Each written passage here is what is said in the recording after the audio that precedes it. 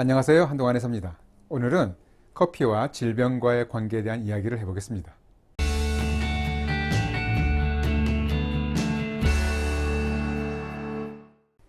주위에 보면 커피를 즐겨 마시는 사람들이 많습니다. 질환의 유무와 무관하게 섭취하는 것 같지만 장기간 커피를 마시면서 없었던 질환이 생기기도 하고 있었던 질환이 없어지기도 합니다. 저 또한 몇 년 동안 커피를 즐겨 마시는 중에 고혈압을 발견했고 반대로 자주 보이던 대장의 용종이 재발하지 않았습니다. 그렇다면 정말 이것은 커피와 관련이 있는 것일까요? 먼저 커피와 고혈압과의 관계입니다. 커피의 카페인은 혈압을 높인다고 알려져 있습니다. 카페인은 강심작용을 나타내면서 부신에서 더 많은 아드레날린을 분비하게 하여 혈압을 상승시킵니다. 그런데 정기적으로 커피를 마시는 사람은 카페인에 대한 내성이 생깁니다. 결과적으로 카페인은 혈압에 장기적인 영향을 미치지 않으며 고혈압 발병 원인과 관련이 없습니다. 따라서 커피는 고혈압의 원인이 될 수 없으며 고혈압이 있는 경우라도 규칙적으로 커피를 마시는 것은 큰 영향을 주지 않습니다. 또한 커피는 제2형 당뇨병을 예방합니다. 커피는 인슐린 저항성을 개선하여 혈당 조절을 돕는다는 연구 결과들이 많습니다. 커피에는 클로로겐산 등의 항산화 물질이 풍부한데 이러한 성분들은 인슐린 감수성을 향상시킵니다. 인슐린 감수성이 높다는 것은 혈당을 에너지화시키는 데 효율적이라는 것입니다. 그리고 대사를 촉진하고 지방 연소를 도와서 살도 빠지게 합니다. 그리고 커피는 대장 용종의 발생 위험을 낮춘다는 연구 결과도 있습니다. 특히 하루 3잔 이상의 커피를 마시는 사람들이 그렇지 않은 사람들에 비해서 대장 용종 발생 위험이 낮았다는 보고가 있습니다. 이 또한 커피의 항산화 작용과 항염증 작용에 기인하는 것으로 여겨집니다. 모든 연구 결과가 일관되지는 않았지만 커피는 최소한 대장 용종을 유발하거나 악화시키지는 않는다고 할 수 있습니다. 가장 분분한 연구 결과는 바로 커피와 암과의 상관관계입니다. 1991년 세계보건기구 산하의 국제암연구소에서 커피를 발암물질 그룹 2B로 분류하면서 이후 논란이 지속되었습니다.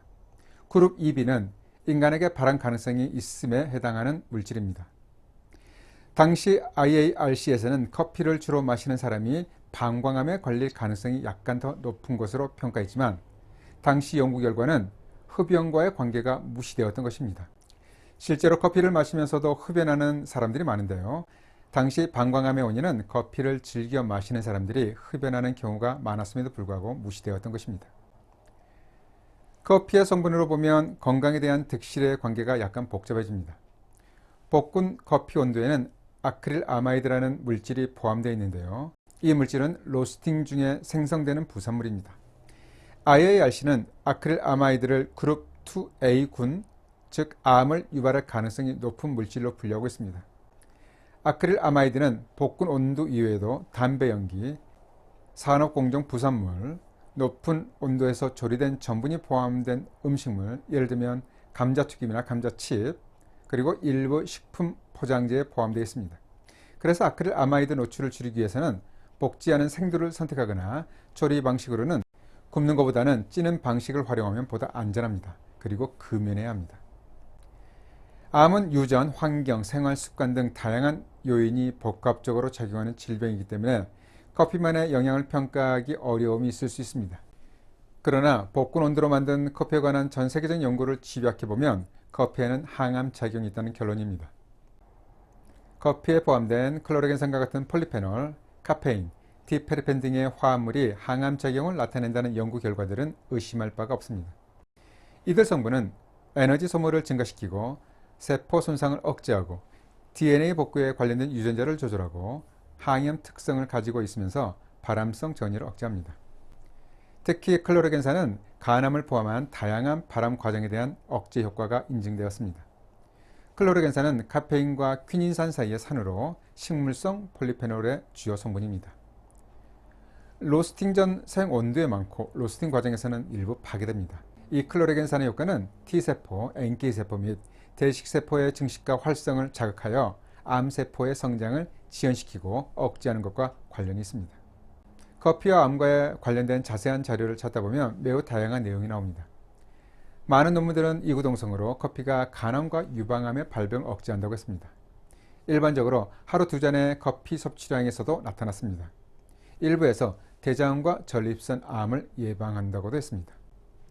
그와 반대로 대장암의 발병을 낮춘다는 연구 결과와 함께 반대로 하루 2잔 이상의 커피가 직장암의 발병률을 높인다는 연구 결과가 있어서 상충되기도 합니다.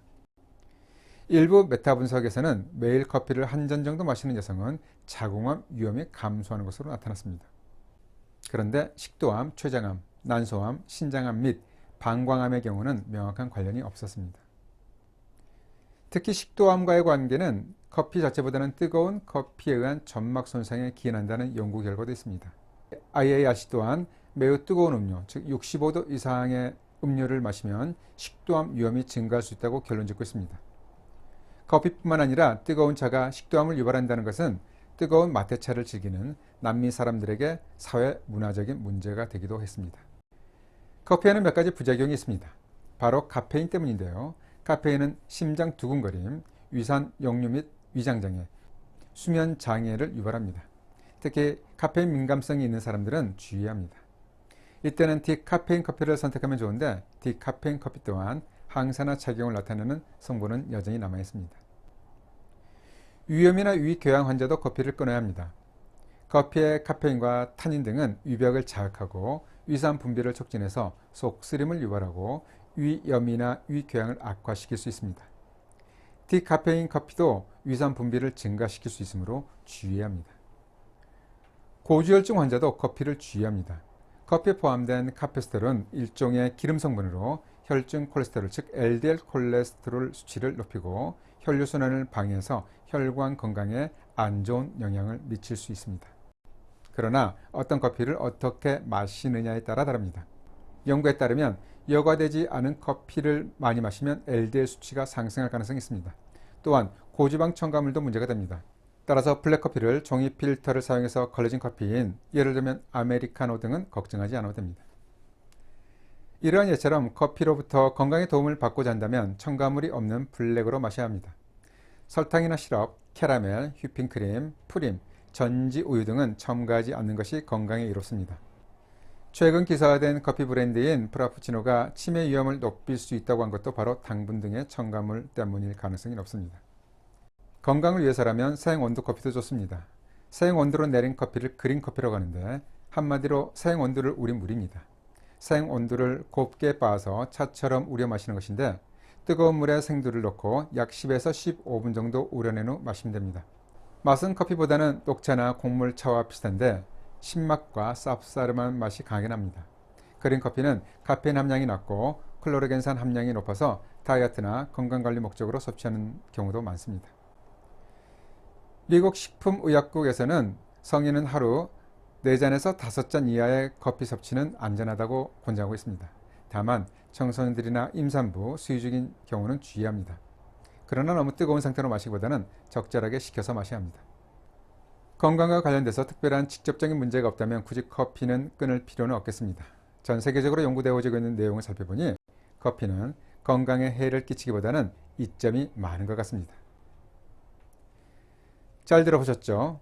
추운 겨울날 따뜻한 커피 한 잔으로 활기차고 건강한 하루 보내시기 바랍니다.